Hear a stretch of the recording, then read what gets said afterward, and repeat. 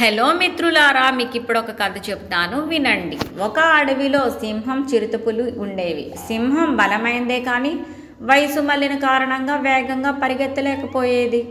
దాంతో వేటాడడం కష్టమయ్యేది. చిరుతపులి బలంగా ఉండేది, అయినా అది సింహాన్ని చూసి భయపడేది.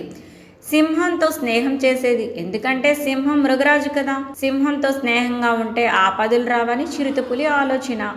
ఒకసారి చాలా రోజుల పాటు వాటికి ఆహారం దొరకలేదు. రెండు ఆకలితో నకనకలాడుతున్నాయి. ఒకరోజు అవి అడవిలో ఆకులు అలములు మేస్తున్న జింక పిల్లని చూశాయి.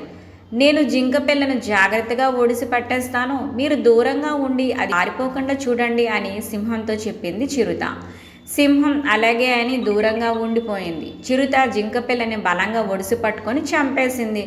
జింక పిల్ల మరీ చిన్నది, ఒకరికి మాత్రం సరిపోయేటట్టు ఉంది. కానీ చిరుతపులి, సింహం రెండు బాగా ఆకలిగా ఉన్నాయి. అక్కడ మొదలైంది వాదన. జింక పిల్లను నేనే చంపాను కాబట్టి నేనే తింటాను అంది చిరుత.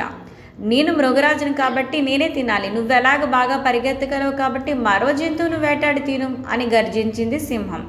వాటి మధ్య మాట పెరిగింది. గర్జిస్తూ పంజాలు విసురుతూ రెండూ పోట్లాడసాగాయి. పొదల చాటున ఉన్న నక్క ఈ దృశ్యాన్ని చూసింది. వెంటనే దానికొక ఉపాయం తోచింది. అక్కడే దాక్కుని అవకాశం కోసం ఎదురు చూడసాగింది. సింహం చిరుత పోట్లాడి అలిసిపోయి కదల్లేక అక్కడే పడిపోయాయి. నక్క అదే మంచి అదును అనుకొని పొదచాటు నుంచి వచ్చి జింక పిల్లను లాక్కుని పోయింది. సింహం చిరుత చూస్తూ కూడా లేవలేకపోయాయి. అతతి ఎప్పటికో ఓపిక తెచ్చుకొని లేచి, అనవసరంగా పోట్లాడుకుని జింకను పోగొట్టుకున్నాం. మనం కలిసి ఉండకపోతే భవిష్యత్తులో ఇలాగే జరుగుతుంది. కొంత నష్టం జరిగినా మనం కలిసే ఉండాలి. కలహించుకుంటే ఇలాగే నష్టపోతాం.